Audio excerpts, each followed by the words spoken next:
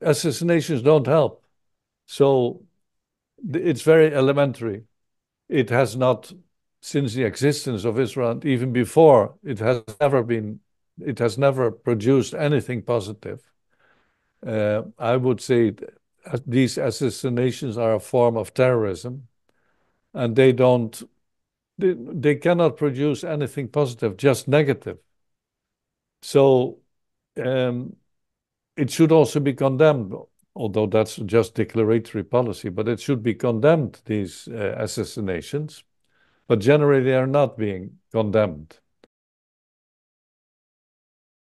Ambassador, thank you very much for joining on so short notice. Yeah. But it seems the world is getting crazier and crazier. It's just incredible. So this night we had two assassinations, basically, two assassinations executed by Israel, one in Tehran, yeah, and one in Lebanon. Please tell us what you know.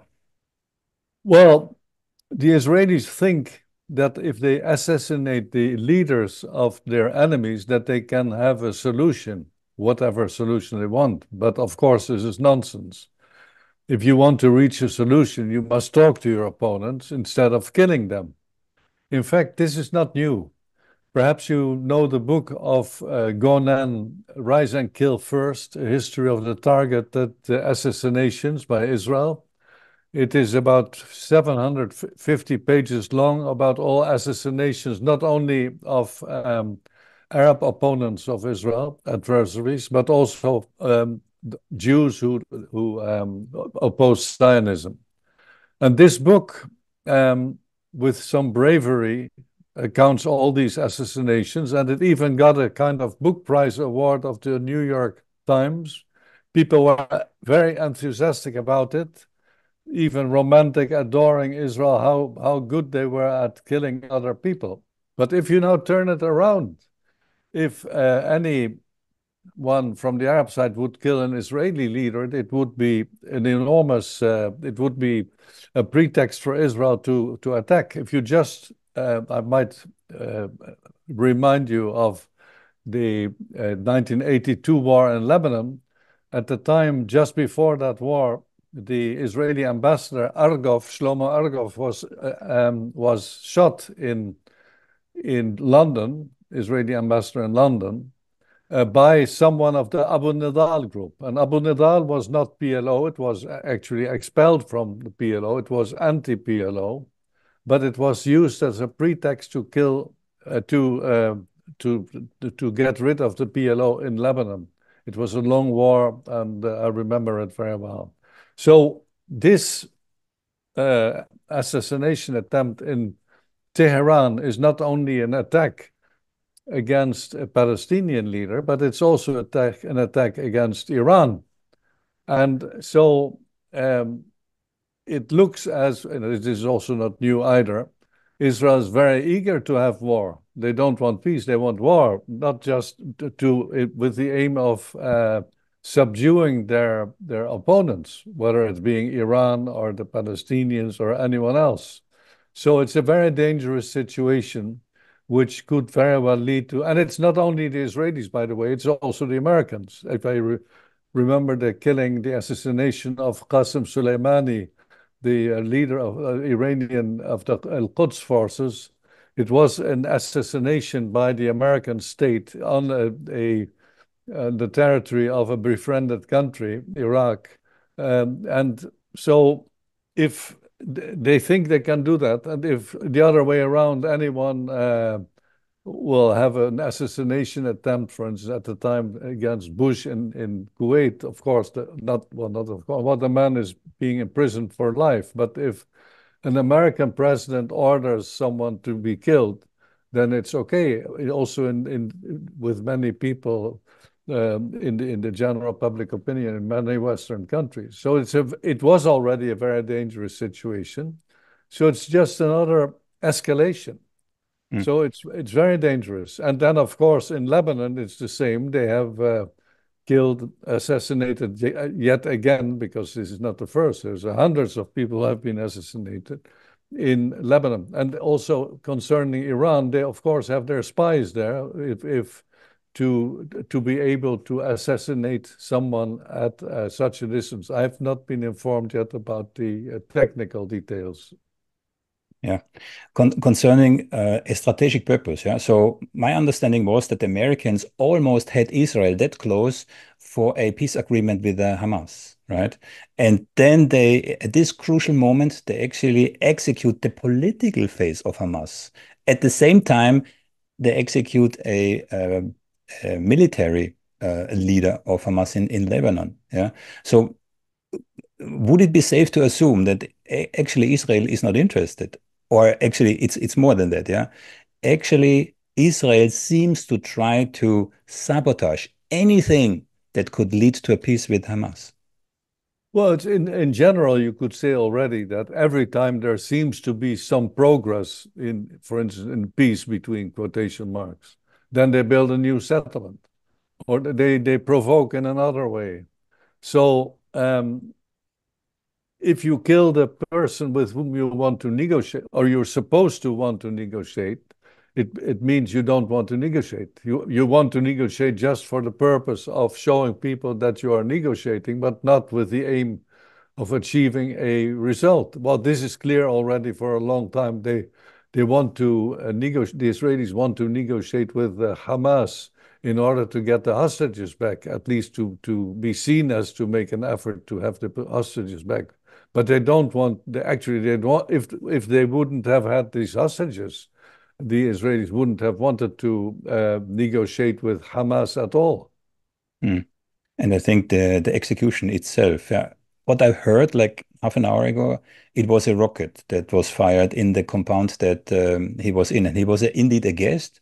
There was the inauguration of the new, what was it, president, I believe, in Yes. Iran. Yeah. So what does that say about the Iranian? I mean, this is also in addition to the political implications. Yeah, it says also something about the weakness of the Iranian regime. Well, perhaps not the regime, but the weakness of its military Yeah, defense. yeah, And they have people inside, like at the time also they were able to sabotage nuclear installations.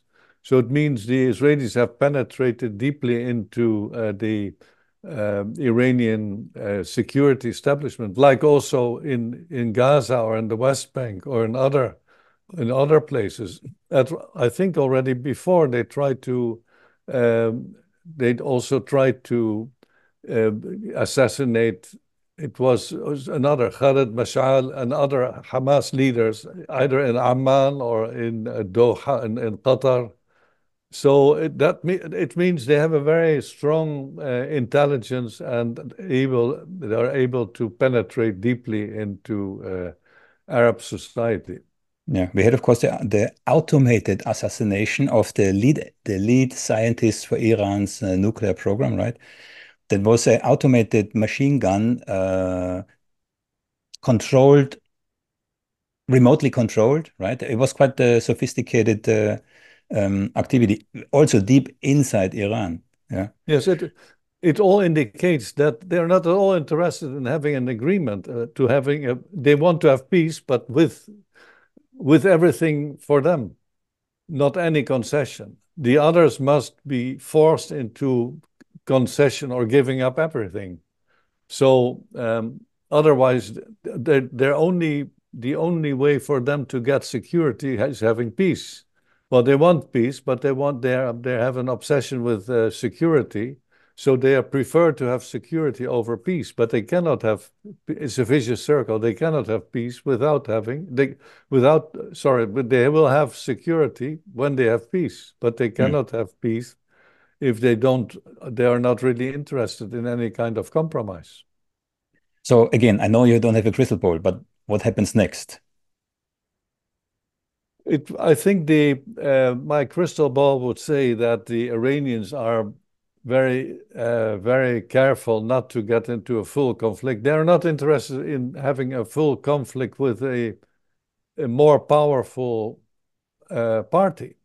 So they would be interested in keeping it down, not having a full confrontation also with Hezbollah in Lebanon uh, to contain the conflict. But it appears that the Israelis, and I think in that respect they're fully supported with the United States, which also demonizes the Iranian regime and the Iranians in general, that they would prefer to have a confrontation with Iran, and that will be a great disaster. It will not be, I mean, winning is a very relative concept. You may win something militarily, but it doesn't mean you will achieve any security by military winning a certain stage of the war. In my mind, I sometimes compare Israel with the porcupine of the Middle East. Yeah, it stings and it stings and it stings. So how many of those stings can Iran, for example, accept before the internal pressure on the leadership gets so large that they can't avoid a real retaliation? Because last time it was very orchestrated, right? They agreed with the Americans, all kinds of stuff. So most of the drones and rockets were shut down. But how often can they do that? Well, in a dictatorship, you can do such a thing for a very long time. The main thing is that the leadership should be wise enough not to seek any confrontation, to have a limited retaliation. But so I think they can persevere or continue for a long time without having an all-time war, because I think the Iranians and others also have learned from the fact, the reality that if you seek or if you enter a confrontation with a party which is stronger, it just leads to destruction. So I think the Iranians will be wise enough not to retaliate, which would lead to a full confrontation with Israel. That's just what the Israelis appear to want. Hmm. US Ambassador Just Reban told me he thinks that diplomacy is dead, right? So, the targeted killings in that sense, yeah. What does it say about the state of international diplomacy? Well, my view is you should always try. If you give up communicating, then you give up the possibilities for peace. So if one side is allowed to do everything just as it likes, you might say that peace is dead. But in reality, you should never give up to try to get the peace. So to say that diplomacy it may have failed for the time being, but in the end, it must be through negotiations that you find a solution, not through war. Of course, in certain cases in the history of Europe also, after a certain party was defeated, then there was peace. But I don't think that by defeating Iran, what would it serve? It wouldn't serve anything, because you must also think about the alternatives. What will it lead to? Well, if there is any other party in getting into power, what will it do? How will it think? It will not be, for instance, if Iran would be defeated, humiliated, it would not mean that other people, if they would just theory, if they would take over, that they would all of a sudden think, well, we are friends with the Israelis. No, of course not. It may be even worse.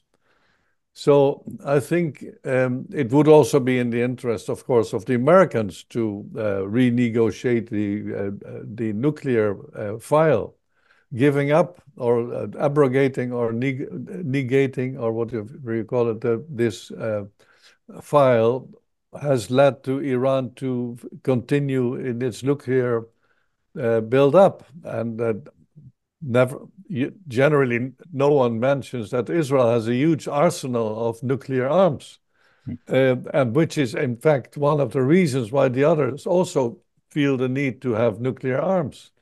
President Hosni Mubarak at the time of Egypt, he suggested to have a mass destruction weapons zone, nuclear-free zone, so no mass destruction weapons. But the Israelis, of course, didn't accept it because they already have it and they don't want others to have it as well. Yeah. So what are the long, as far as you can tell, yeah, what are the long-term implications for counterterrorism? Yeah, do these kind of assassinations effectively weaken the terrorist organizations? I mean, Not at all. They may strengthen them because if you try, I mean, it's also depending on the case, on their cause of the people who are supposed to be terrorists. But no, if you just look at the war in Gaza, it will create many more sympathizers with Gaza, with the Hamas. It's the same in the West Bank. So it doesn't mean, I mean, because the Palestinians, in my view, are fighting for a just cause. So if you try to kill people who are fighting for a just cause, it doesn't mean that they will give up their just cause. It will increase the efforts to do so, and not just one generation, several generations afterwards. So you achieved exactly the opposite. So you must be blind if you think that by just force you can eliminate your enemies if they have a good cause. what I'm hearing this morning, I don't have direct contacts in Gaza, but I have contacts in the region. Yeah. Also, this assassination, especially the one in Iran, has really quite an impact on the Palestinians. So we have uh, all the hope that was, the little sliver of hope that was growing there. Looking at the negotiations, are now completely dashed when Israel kills. I think I don't know if he was the main negotiator, but he was certainly one of the main negotiators for hostage release, for a peace agreement with the Americans and the Israelis. Yeah, and not. Well, it's like in Gaza, they try to kill the main leaders uh, of the Hamas, but it doesn't mean that if they kill them, that there will be any peace, that they will have other leaders. Of course, a strong organization. Apparently, Hamas is a very strong organization. Otherwise, they would not have held out for 300 days. I think today is 300 days, this war.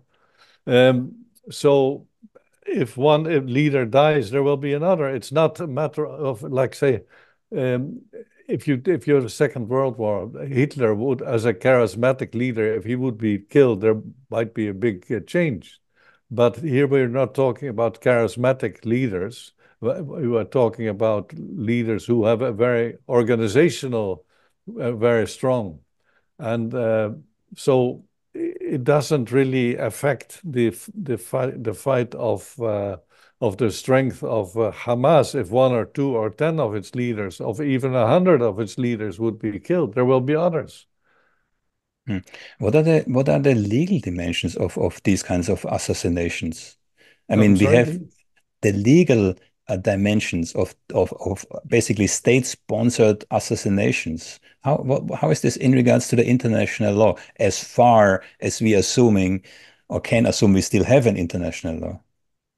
Well, if you put it the other way around, would it be legal to assassinate Netanyahu? Probably people will say, no, it's completely illegal. If you kill the Mohammed Daif of one or the Hamas leader, they will say, yes, it's legal. I'm not a jurist in this respect, but I think it's completely illegal to assassinate people. We can also say, of course, it's a war, so then it's normal that you kill your opponents. But then you must also go into the question whether or not this war is legal. So I think all these killings, assassinations by which are described in the book I just mentioned, I think they're illegal. But even if we don't talk about legality or illegality, but about the issue whether or not you achieve peace with it, a solution with it, my strong belief I'm convinced that it's very much counterproductive to trying to get a peace, a solution. So it Hmm. says everything about the Israeli wish they want a solution, but the others defeated and Israel on top and fully in control. And I mean, Israel is already is already founded on terrorism. If you look at the Begin and other groups, and I'm talking already before the establishment or the announcement, declaration of independence of Israel, Menachem Begin or Shamir or other people, it's a long list. They have killed, assassinated many people. So the ethnic cleansing of Palestine, destruction of villages, is all based on terrorism. So that is the basis. People, supporters of Israel, want us to forget all this, or not even forget. They want us not to know. But this is the basics, and it has continued for all these years.